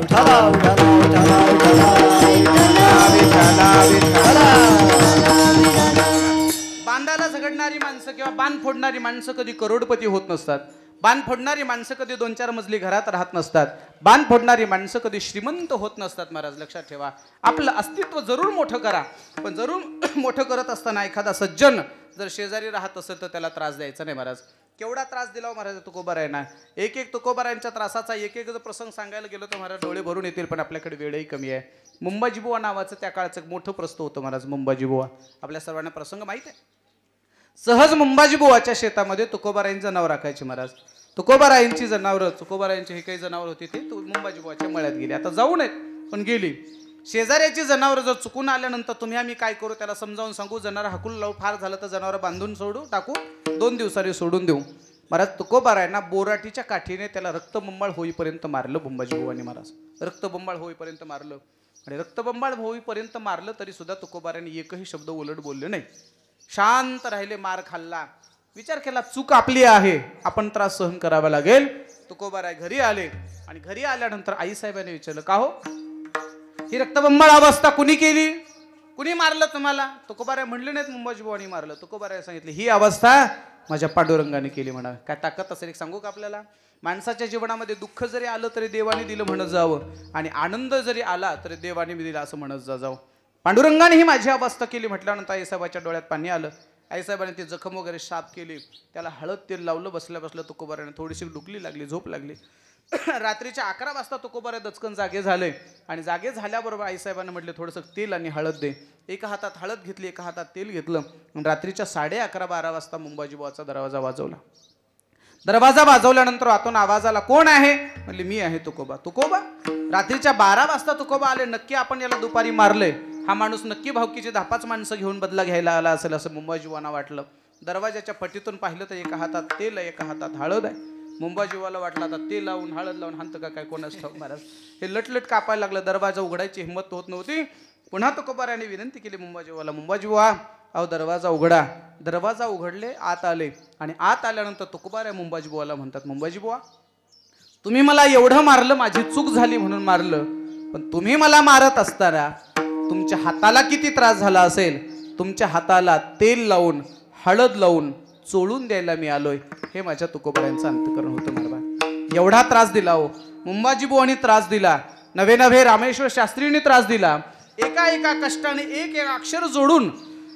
आणि पुन्हा एक गोष्ट सांगू का, बोलणं असू द्या की लिहिणं असू द्या एवढं सोपं नसते. महाराज तुलसीदासजी जेव्हा रामायण लिहितात त्यावेळेला रामायण लिहित असताना पहिला नमस्कार वर्णांना करतात. वर्ण माहिती आहे तुम्हाला, वर्ण माहिती आहेत बाळांनो तुम्हाला. वर्ण वर्ण माहिती आहेत? कोणते कोणते वर्ण? कोणते कोणते? कोण म्हणलं सपक वर्ण तिकट वर्ण? तसं नाही ना, ते वर्ण नाही. हा, तुलसीदासजी रामायण लिहिताना पहिला नमस्कार करतात. वर्णानामर्थ संगानाम रसानाम छंदसामपि मंगलानांच कर्तारो वंदे वाणी विनायको भवानी शंकरो वंदे श्रद्धा विश्वास रूपिणो याभ्याम विना न पश्यन्ति सिद्धा स्वांतस्तमेश्वरम. पहिला वंदना, पहिला नमस्कार वर्णांना आहे, हे अक्षरांना आहे. का? हे अक्षर जिथल्या तिथं बसले तर बरं आहे, आणि हे अक्षर जर उगं इकडं तिकडं कमी जास्त झाले तर मार खायची वेळ यावी लागते. मराठी साहित्यामध्ये फार सुंदर संवाद आहे महाराज. दाताचा आणि जिभेचा फार संवाद आहे. दाताचा आणि जिभेचा. दात जिभेला म्हणतात गब्बस तोडून टाकू, गब्बस तोडून टाकू. जीभ मावशी बिचारी आपली एकटी होती, ऐकून घेते. ह्यांची जरा भावकी मोठी होती, 32 जणांची भावकी होती ना, गब्बस म्हणायचे. जरा भावकी मोठी असल्यावर जरा पाहुण्याच्या एखाद्या घराला थोडा त्रास होतो, दाब टाकतातच की गब्बसा सोयऱ्याचं घर आहे, गब्बसा कमी संख्या आहे, आमची 32 जणांची भावकी आहे, गब्बस नीट राहा, असं जिभेला दाब टाकायला लागले. कोण? दात. गावातलं घेऊ नका बरं, नाही तर उगाच तुम्ही इकडे घेतात. ते दात सगळे जिभेला म्हणायला लागले तू गब्बस, जरा शांत राहा. जीभ मावशी चिडून चिडून एक दिवस म्हणले, हे बघा मी नीट आहे म्हणून तुम्ही सगळे जाग्यावर आहेत, जाग्यावर आहेत. मी जर इकडं तिकडं वेडीव्याकडे फिरायला लागले तर लोक काय म्हणतात, जीभ आवर नाही तर दात पाडीन. दात पाडीन नाही, 32शी गाळीन म्हणतात. एका भांडणामध्ये असंच महाराज, एक म्हणत होता 32शी गाळीन, एक म्हणत होता 32शी गाळीन. त्याने गप्प बसावाकडे, दुसरा म्हणायला लागला तुझी 64 गाळीन. मी तिथंच होतो बाजूला, मला ते राहवलं नाही. म्हणलं अरे असं कसं काय? हे म्हणते 32 जात असतास, ठीक आहे, तू 64 कसे काय? ते मला माहिती आहे, तू मध्ये तोंड खूप असणार, ह्याचे 32 आणि तुझे 32. 64 विठाला.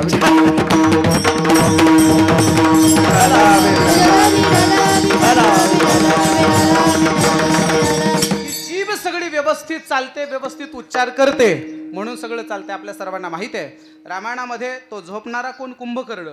कुंभकर्णाने तपश्चर्या केल्यानंतर त्याला निद्रापद पाहिजे नव्हतं, त्याला इंद्रपद पाहिजे होतं. पण इंद्रपदाच्या ऐवजी जिभेने थोडा चुकीचा उच्चार केला आणि इंद्रच्या ऐवजी निद्रपद असा उच्चार झाला. परिणामतः तो झोपायला लागला. कळलं का?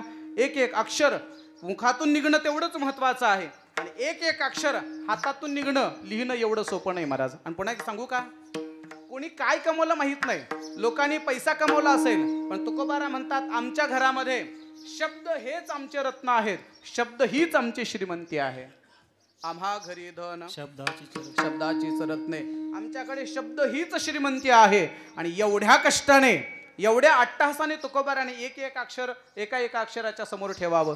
पुन्हा तो शब्द, पुन्हा तो व्याकरणाचे नियम, अक्षरांची संख्या, गण, वृत्त, खंड, अनेक अलंकार, अशा सगळ्यांनी मिळून तो अभंग तयार करावा.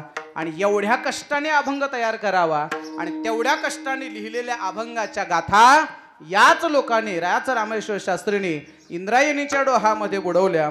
आणि इंद्रायणीच्या डोहामध्ये बुडवल्याच्या नंतर माझ्या तुकोबाराने 13 दिवस अनुष्ठान केलं, आणि 13 दिवसानंतर इंद्रायणीच्या डोहातून त्या अभंगाच्या वह्या कोरड्या निघाल्या. कशा? जशा पाण्यामध्ये टाकलेल्या लाह्या तरंगतात तशा अभंगाच्या. दगडा सहित होया, दगडा सहित होया,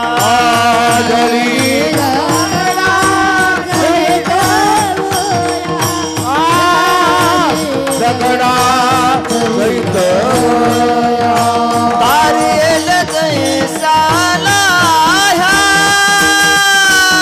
तारेल जैसा लाह्या,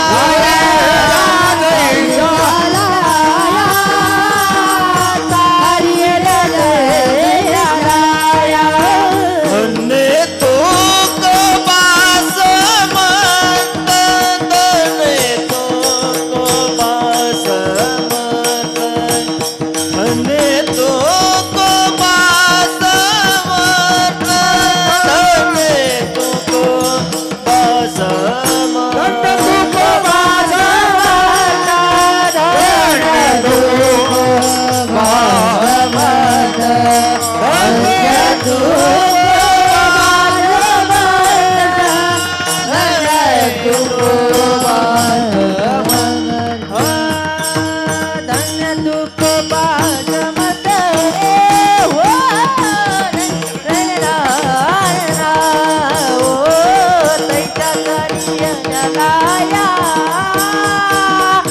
तैच्या तारी लाया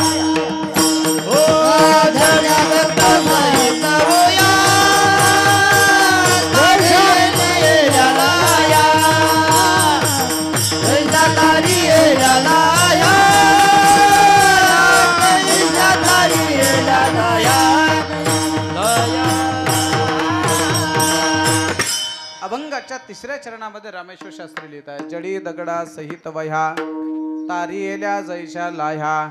दगड बांधून पाण्यात सोडलेल्या वह्या जशा पाण्यावरती लाह्या तरंगाव्या तशा तरंगून राहिल्या महाराज. तसा तो कायम स्वरूपी टिकून राहिला. जडी दगडा सहित वह्या तारी येल्या लैशा लाह्या. याच्यातलं एक सूत्र सांगतो तुम्हाला, ऐका. जेव्हा जवळची माणसं तुम्हाला बडवायला टपलेली असतात तेव्हा जगाचा मालक भगवान परमात्मा तुम्हाला तारण्यासाठी मदतीला येतो, ही गोष्ट लक्षात ठेवा. विठाला वा वा,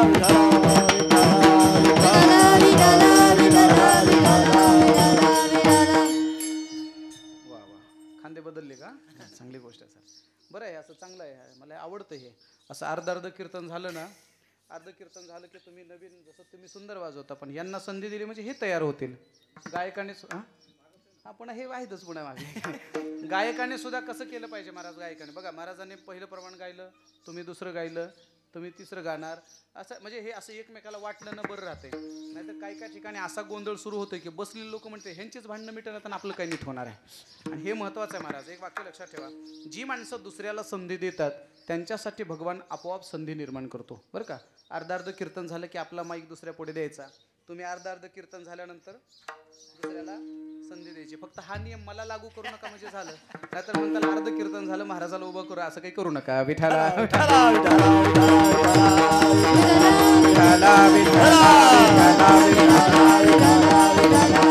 अभंगाच्या तिसऱ्या चरणाची चर्चा आपण करतोय. जडी दगडा सहित वह्या तारी येल्या जैशा लाह्या. त्या वह्या अभंगाच्या ज्या गाथा होत्या त्या दगडाला बांधून इंद्रायणीच्या डोहात सोडल्या. पण 13 दिवस अनुष्ठान केलं महाराज. लक्षात ठेवा, त्या काळामध्ये तुकोबारायांनी 13 दिवसाचं उपोषण केलं. बरोबर आहे, उपोषण.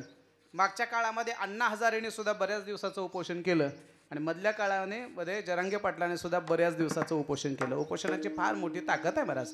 13 दिवस अनुष्ठान केलं तुकोबारायांनी आणि त्या इंद्रायणीच्या डोहामधल्या त्या अभंगाच्या गातात तरल्या महाराज. आणि ऐका हो, जडी दगडा सहित वह्या तारी येल्या जैशा लाह्या. आम्ही तौलनी दृष्ट्या जेव्हा विचार करायला लागतो ना, बघा, राम अवताराकाच्या काळामध्ये भगवान परमात्म्याने दगड तारली. बरोबर आहे. मी असं म्हणेल, देवाला दगड तरलीच नाही. आपल्या सर्वांना माहिती आहे, ज्यावेळेला सेतुबंधनाचा कार्यक्रम होता, सेतुबंधनाचा ऐका, आपल्या सर्वांना माहिती आहे, त्यावेळेला नळ आणि नीळ नावाचे 2 इंजिनियर होते. वानर सैन्य कामाला होतं आणि नळ आणि नीळ ते इंजिनियर होते. पहिल्या दिवसाचा सेतू बांधला, थोडासा सेतू तयार झाला आणि दुसऱ्या दिवशी जेव्हा जाऊन बघितला तेव्हा तो सगळा सेतू वाहून गेला होता. सगळा सेतू, जागेवर काहीच नव्हतं. असं बोलवार म्हणले त्या निळ्याला बोलवा. नळ निळाला बोलवलं. काय झालं रे, कसं काय सेतू वाहून गेला? नळ आणि निळाने सांगितलं, जरा सिमेंट कमी वापरलं, म्हणजे सिमेंट कमी वापरून बांधकामात हानाहानी करण्याची पद्धत नळ निळापासून सुरू झालेली आहे. हे सध्याच्या काळामधलं घेऊ नका. कळलं ना मला काय सांगायचं ते? सिमेंट कमी वापरलं असेल, काय झालं, काय करावं? मग ज्यावेळेला रामचंद्र प्रभूने विचार केला, नळ आणि निळाने टाकलेले सेतू जर टिकत नसेल तर दुसऱ्या दिवशी सगळी यायच्या अगोदर रामचंद्र प्रभू सकाळी सकाळी लवकर आले. पहाटेच आले. एक दगड घेतला आणि पाण्यामध्ये टाकला. देवाला वाटलं की वानराच्या हाताने जर दगड तरत असतील तर आपल्या हाताने का तरणार नाही. पाण्यामध्ये तो दगड जेव्हा फेकला त्यावेळेला जो मोठा दगड होता ना, मोठा दगड होता, फेकला तसा खाली गेला. रामाने इकडं तिकडं पाहिलं, अगोदर कुणी आहे का. आणखी पुढे बोलू का महाराज? माणूस पडल्यावर लागलं किती हे बघत नाही. लागलं किती याचं काही पडलेलं नसते. आजूबाजूला कुणी आहे का, कुणी मला पाहिलं का, याच्याकडे माणसाचं लक्ष असते. रामाने दगड बुडल्याबरोबर झालेला अपमान, बाजूला कुणी आहे का हे पाहिलं, कुणीच दिसलं नाही. पुन्हा मोठा होता दगड थोडासा कमी केला, किलोचा दगड सोडला, अर्धा किलोचा घेतला, पुन्हा पाण्यात फेकला, पुन्हा दगड बुडाला, पुन्हा छटाकापर्यंत आले. अगदी 5 ग्रॅमचा दगड त्यांनी पाण्यात फेकला तरी दगड तरले. योगायोगाने रामचंद्र प्रभूने मागं पाहिलं तर मारुतीराय उभे होते. रामचंद्र प्रभू मारुतीरायला म्हणले, केव्हा आलास? मारुतीने सांगितलं, पहिल्याच दगडाला आलो. पहिल्याच दगडाला. आणि हे सगळं पाहिलंय काय? मग रामाने सांगितलं, कुणाला सांगू नको, कुणाला सांगू नको बरं का. तुला कळलं ते कळलं, कुणाला सांगू नको. बऱ्याच गोष्टी अशा असतात महाराज आपल्या जीवनामध्ये, तुला कळलं ना कुणाला सांगू नको. मारुती म्हणले मी तर कुणाला सांगणार नाही, पण महाराष्ट्रातला प्रत्येक कीर्तनकार समाजाला ही गोष्ट सांगितल्याशिवाय राहणार नाही महाराज. ऐका, मी सांगणार नाही पण हे सगळ्याला मात्र सांगितल्याशिवाय राहणार नाही. पुढे ऐका. आणि मग मारुतीने उत्तर दिलं, फार सुंदर उत्तर दिलं प्रभूला. प्रभू ऐका, तुम्ही ज्याला दूर फेकता तो भवसागरात बुडून जातो, आणि तुम्ही ज्याला जवळ करता तो भवसागरामध्ये तरतो. पुढे ऐका. रामाने टाकलेला दगड कदाचित बुडला असेल, पण रामाच्या भक्तांनी टाकलेला दगड मात्र कायमस्वरूपी तरला. आणखीन पुढे सांगतो, रामचंद्र प्रभूंनी लंकेला जाण्यासाठी बांधलेला जो सेतू आहे तो सेतू कदाचित भंगला असेल, पण तुकोबारायाने बांधलेला सेतू, उनका सेतू भंग गया, इनका सेतू अभंग. त्या सेतूचं नाव आहे अभंग. कधीच भंगणार नाही महाराज. हा सेतू एवढा भयानक आहे, एवढा सुंदर आहे. या सेतूने स्वर्गापर्यंत जाण्याची वाट तयार केली महाराज. तू का म्हणे पावटनी करो स्वर्गाचने जाणे, करो स्वर्गाचने जाणे, ईशानी करो स्वर्गाचने जाणे, करो स्वर्गाचने जाणे, करो स्वर्गाचने जाणे,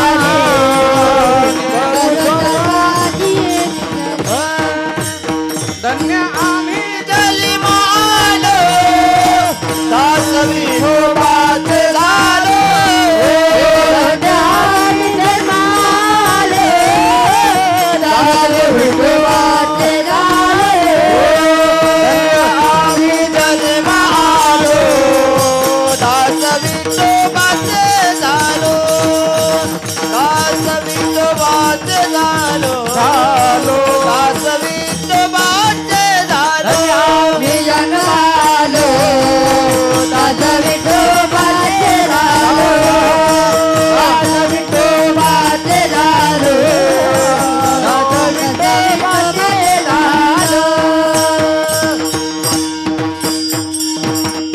रामाने जशी दगड तारली तशी तुकोबारायाने दगडाने बांधलेल्या अभंगाच्या वह्या तारल्या. म्हणजे दोघांचं काम सारखंच आहे.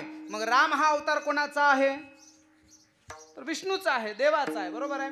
तसं मग रामेश्वर शास्त्री शेवटच्या चरणातून लिहित आहेत, देवाचा आणि तुकोबारायाचा जर विचार करायला गेला तर दोघांमध्ये भेदच नाही. अभंगाचं शेवट म्हणे रामेश्वर भट दुजा, म्हणे रामेश्वर भट म्हणे रामेश्वर भट दुजा, म्हणे रामेश्वर भट म्हणे रामेश्वर भट दुजा, म्हणे रामेश्वर भट आवाज म्हणे रामेश्वर भट दुजा, म्हणे रामेश्वर भट दुजा. तुका विष्णू नाही तुझा, तुका विष्णू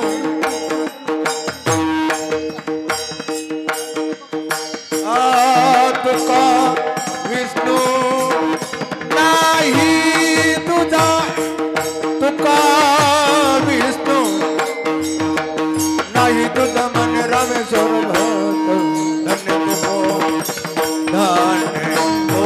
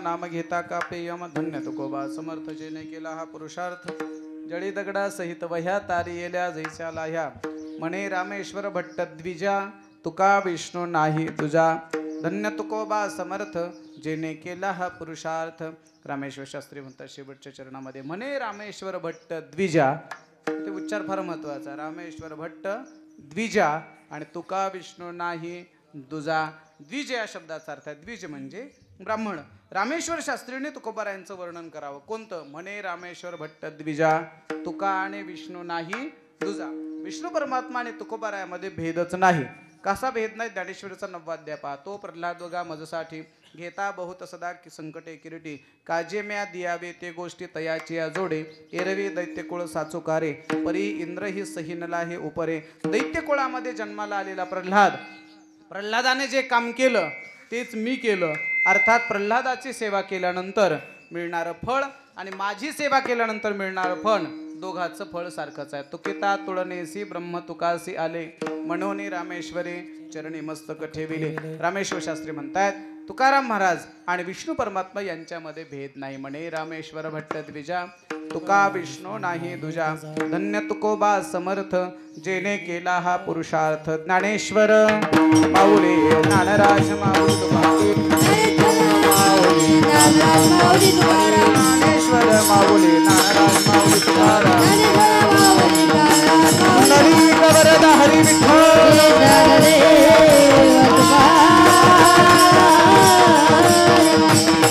ज्ञानेश्वर माऊली ज्ञानेश्वर माऊली ज्ञानराज माऊली तुकाराम ज्ञानेश्वर माऊली ज्ञानेश्वर माऊली ज्ञानेश्वर माऊली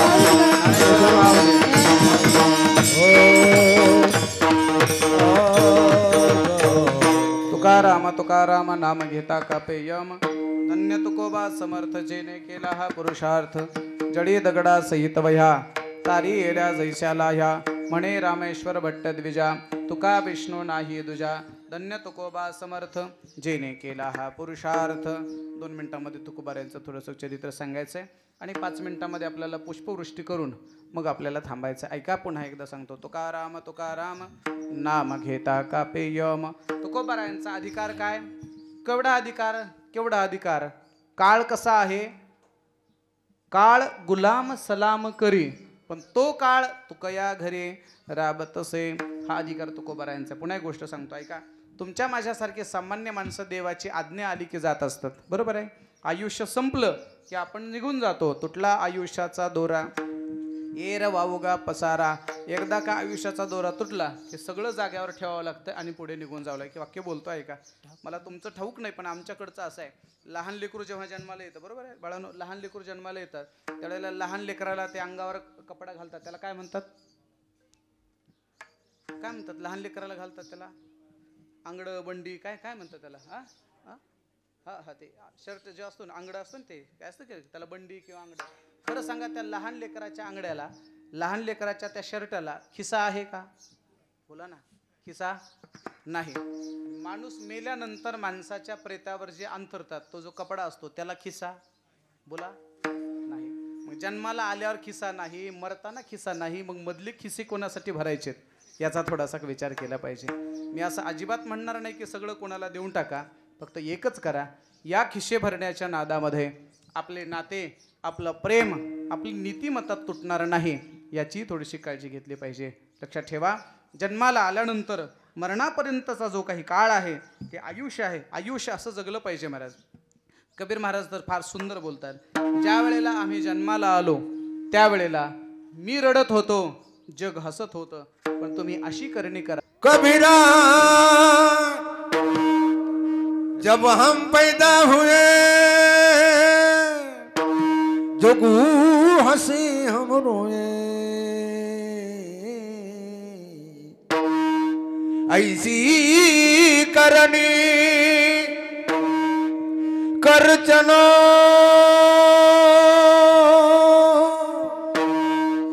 हम हंसी जुग रोए चदरिया जीनी रे जी राम नाम रस दीने चदरिया जीने रे जीने जीने रे जीने जीने. अनुप जलोटांनी खूप सुंदर भजन गायले महाराज. लक्षात ठेवा, ज्या वेळेला आम्ही जन्माला आलो त्यावेळेला आम्ही रडत रडत जन्माला आलो, पण जग मात्र हसत होतं. असं करणं, असं आपलं आचरण असावं, असं जीवन जगावं. आम्ही हसत हसत गेलं पाहिजे आणि जगाने आमच्यासाठी रडलं पाहिजे. सर्वांना माहीत आहे, देशाला स्वातंत्र्य मिळवण्याकरता जेव्हा भगतसिंग फासावरती जात होते, जे भगतसिंग फासावरती जात असताना अख्खा भारत देश रडत होता, पण भगतसिंग मात्र हसत हसत फासावर जात होते. भगतसिंगाला विचारलं, का हो, का हसताय तुम्ही? भगतसिंगाने विचारलं, उत्तर दिलं, एका भगतसिंगाच्या फाशीने जर या देशाला स्वातंत्र्य मिळत असेल तर असे हजारो लाखो भगतसिंग या देशामध्ये तयार होतील. महाराज असं काहीतरी आपल्या जीवनामध्ये करावं. एखादा राष्ट्रभक्त जन्माला यावा, एखादा धर्मभक्त जन्माला यावा, एखादा कर्मभक्त कर्मभक्त आपल्या जीवनामध्ये जन्माला यावा. आणि पुन्हा एक गोष्ट सांगतो, आपण गेल्यानंतर सगळं कायम राहणार आहे, जागेवर राहणार आहे. माझ्या अभ्यासानुसार, माझ्या माहितीनुसार 7-12वरचं नाव सुद्धा कायद्यानुसार 15 दिवसाच्या आत डिलीट होते. आता उगं ते पैसे काढायचे असतील म्हणून नीट लवकर डिलीट करत नसतील, पण कायदा असा आहे, माणसाच्या मृत्यूचं प्रमाणपत्र दाखल केल्यानंतर वारसा हक्कानुसार नोंद घ्यायला 15 दिवसाचा अवधी आहे. 15 दिवसाच्या नंतर जर आपलं 7-12वर नाव कायम राहत नसेल तर या जगामध्ये आपलं नाव कायम राहावं असं वाटत असेल तर 7-12 वाढवण्यापेक्षा आयुष्यातल्या सत्कर्माचा 7-12 वाढवा. आयुष्यात काहीतरी असं करा, एखाद्या अन्नदानाची पंगत केली पाहिजे, एखादं मंदिर बांधलं पाहिजे, एखादं धर्मकार्य केलं पाहिजे, जमलंच तर 10-5 सोयरिकी जमवले पाहिजेत, नाही जमलं तर जमलेल्या कोण म्हणलं मोडलं पाहिजेत कळलं ना. आपल्या आयुष्यामध्ये असं काहीतरी कर्म करा की जेणेकरून आपल्या पश्चात सुद्धा तुका म्हणे एका मरणेची सरे आणि उत्तमाची ओरे कीर्ती मागे. 400 वर्षापेक्षा जास्त काळ होऊन गेलं महाराज तुकोबारायांना, पण आताही आम्हाला तुकोबाराय आमचे वाटतायत, आपले वाटतायत. याचं कारणच असं आहे की तुकोबाराय जगले जगासाठी, तुमची आमची माणसं जगली स्वतःसाठी. लक्षात ठेवा, स्वतःसाठी जगतात ते माणसं खऱ्या अर्थाने मरतात आणि दुसऱ्यासाठी मरायला तयार होतात ते माणसं खऱ्या अर्थाने जगतात. फार मोठं आयुष्य तुकोबारायांना मिळालं असं नाही महाराज, फक्त 42 वर्षाचं आयुष्य तुकोबारायांना मिळालं. 42 वर्षाच्या काळामध्ये तुकोबारायांनी एवढी मोठी क्रांती केली. त्या तुकोबारायांचं नाव घेतल्यानंतर यम सुद्धा थरथर कापतो महाराज. तुकाराम तुकाराम नाम घेता कापे यम, धन्य तुकोबा समर्थ जेने केला हा पुरुषार्थ. पुढे ऐका, तुकोबारायांच्या लक्षात आलं की आता आपलं जवळपास धर्माचं काम पूर्ण झालंय आणि मग तुकोबारायांनी पंढरपूरला जाणाऱ्या काही वारकऱ्यांच्या माध्यमातून निरोप दिला. तुम्ही सनकादिक संत म्हणगिता कृपावंत, एवढा करा उपकार, सांगा देवा किंवा देवा सांगा नमस्कार, माझी भाकावी करुणा, विनवा पंढरीचा राणा. सांगा त्या पांडुरंगाला आता घेऊन जा म्हणा आम्हाला. त्यावेळेला वारकरी जेव्हा परत आले, सांगितलं भगवान परमात्मा झोपलेले होते. तुकोबारायांनी लक्ष्मी मातेला प्रार्थना केली, पाय लक्ष्मीचे हाती तिसी येतो काकुळती. पुन्हा गरुडाला विनंती केली, गरुडाचे पायी ठेवी वेळोवेळा डोई, वेगी आणावा तो हरी, मज दिना ते उद्धरी. अनेकांची प्रार्थना केली.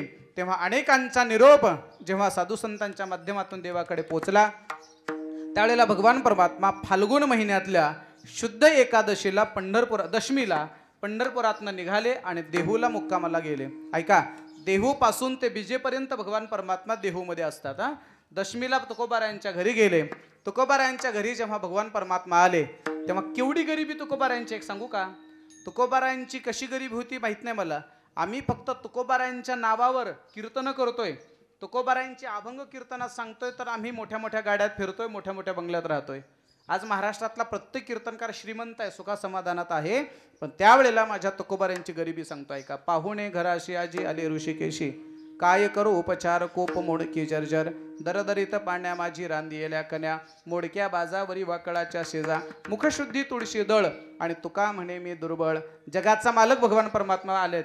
केवढी मोठी, केवढा सोफा सेट पाहिजे होता, खुर्ची टेबल पाहिजे होते की नाही. नाही महाराज, फाटक्या वाकळावर, फाटक्या गोदडीवर बसवलं तुकोबारायांना. जेवायला काय केलं, दरदरीत पाण्या माझी रांदी येल्या कन्या, पाण्यामध्ये त्या कन्या शिजवल्या, पत्रावळीवर टाकल्या तर त्या कन्या पसरायला लागल्या. जगाच्या मालकाने चतुर्भुज स्वरूप धारण केलं.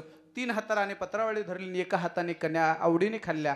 आणि भगवान तुकोबारायांना म्हणाले, तुकोबा, विदुर काकाच्या घरी जेवढं पोटभर जेवण झालं होतं तेवढं आज पोट भरलं, बाकी मी उपाशीच आहे. पुढे ऐका, देवाला श्रीमंती लागत नाही, देवाला भाव लागतो, देवाला भक्ती लागते.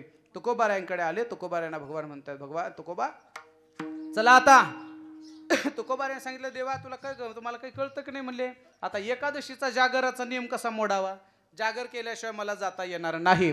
तुकोबारायांनी भगवंताला एकादशीला थांबून ठेवलं. एकादशीला रात्रभर देवाच्या सानिध्यामध्ये भजन केलं. व्रत एकादशी करीन उपवाशी, गायीन अहरणेशी मुखे नाम. मस्तपैकी भगवंताच्या सानिध्यामध्ये भजन केलं. ऐका, भजन करण्यासाठी देवाकडे जायची गरज नाही, तर जगाचा मालक भगवान परमात्मा भजनात आले. आणि सकाळी झाली. सकाळ झाल्याबरोबर भगवान गडबड करायला लागले. तुकोबा म्हणले, देवा द्वादशी सोडल्याशिवाय एकादशीचं व्रत पूर्ण होत नाही, द्वादशी सोडा. भगवान परमात्माने द्वादशीचा प्रसाद घेतला. आणि मग तुकोबाराने म्हणले, आता तरी चला. तुकोबाराय म्हणले, देवा मी निघतो, पण थोडंसं थांबा, गावात एक चक्कर मारून येऊ द्या. पूर्ण गावातून फेरी मारून आल्यानंतर गावातला एकही माणूस तुकोबारायासोबत आला नाही. याचं कारण असं आहे, तुकोबारायांनी त्या काळातल्या लोकांनी तुकोबारायांना वेड्यात काढलं. महाराज वेड्यात काढलं. याला कुठं काय देव न्यायला येत असतो का. एक गोष्ट लक्षात ठेवा, तुकोबारायांच्या काळातल्या लोकांना सुद्धा संत कळाले नाहीत, तर आताच्या काळामधल्या लोकांना संत कसे कळणार आहेत. नाही महाराज, पूर्ण गावभर फिरून आले. कोणी कोणी सांगितलं, आलो असतो तुकोबा, पण एक अडचण आहे. कोणती. 2 दिवसावर शिमग्याचा सण आहे. शिमगा कळतं ना आपला, शिमगा होळीचा सण आहे. आणि होळीचा सण सोडून देवा घरी काय. तुकोबारायांच्या लक्षात आलं की लोकांची अपेक्षा, लोकांची इच्छा होळीच्या सणामध्ये आहे. मग होळीचा सण होऊ द्या देवा. होळीचा सण होईपर्यंत तुकोबारायांनी देवाला ठेवून घेतलं. होळीचा सण झाला. आता दुसऱ्या दिवशी ती होळी झाल्यावर दुसऱ्या दिवशी काय असते, कोण म्हणलं कर, हा ते आम्हाला ते ऐकायचं होतं. दुसऱ्या दिवशी जरा ते धुलीवंदन वगैरे काय काय असतंय जरा लोकांना. होळी दिवशी पुरणपोळ्या असतात आणि आमच्याकडे अशी पद्धत आहे, तुकोबा देवाला म्हणायला लागले, सणा दिवशी उरलेलं पुरण, बरोबर आहे, सणा दिवशी उरलेल्या पुरणाच्या दुसऱ्या दिवशी म्हणजे शिळ्या पुरणाच्या ताज्या पोळ्या बऱ्याच जणांना आवडतात. देवा आता होळी सण झाला, एक दिवस थांबा. प्रतिपदेपर्यंत तुकोबारायांच्या घरी भगवान थांबले तरी लोक तयार होणार नाहीत. आणि मग द्वितीय प्रतिपदेपर्यंत वाट पाहिली आणि द्वितीयेच्या दिवशी सकाळी सकाळी बायकोला म्हणले, बाकी कुणी येत नाही माझ्यासोबत, निदान तू तरी चल. तिने तर वेगळीच अट सांगितली, आपल्या सर्वांना माहिती आहे. आणि मग तुकोबारायांच्या लक्षात आलं माझ्यासोबत कुणीच येत नाही. त्यावेळेला तुकोबारायाने एक अभंग लिहिला आणि त्या अभंगाच्या माध्यमातून तुकोबारा निघाले. आम्ही जातो तुम्ही कृपा असू द्यावी, आम्ही जातो तुम्ही कृपा असू द्यावी, आम्ही जातो तुम्ही कृपा असू द्यावी, आम्ही जातो तुम्ही कृपा असू द्यावी.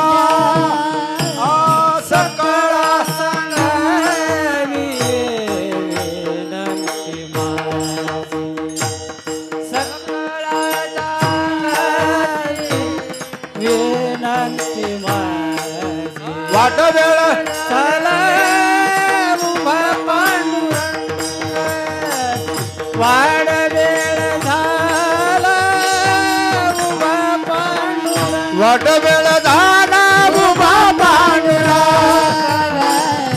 वाट वेळ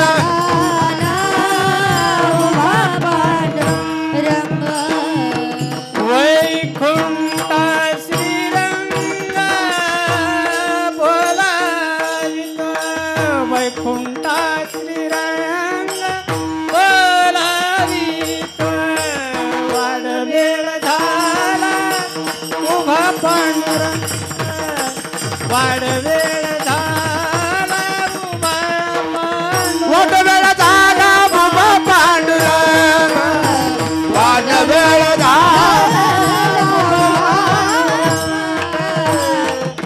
अंत काही विठुआ मासी पावला.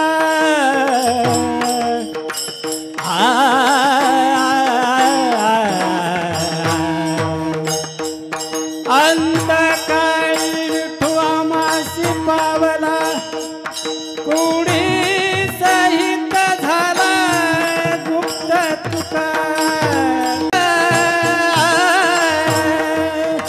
कुडी सहित झाला गुप्त तुका.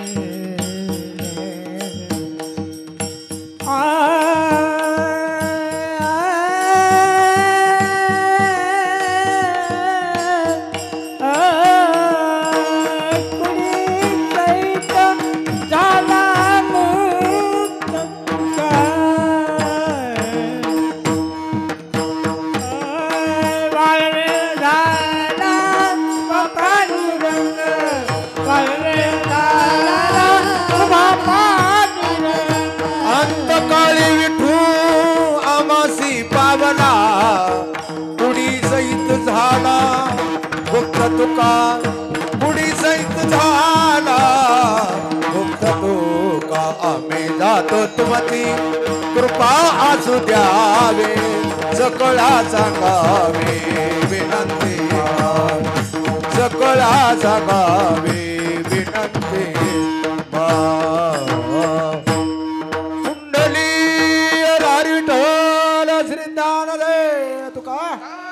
जगद्गुरु तुकाराम महाराज की जय. माऊली ज्ञानेश्वर महाराज, छत्रपती शिवाजी महाराज, संत मोतीराम महाराज की जय. तुकाराम तुकाराम तुकाराम तुकाराम, हरे तुकाराम तुकाराम तुकाराम तुकाराम, तुकाराम तुकाराम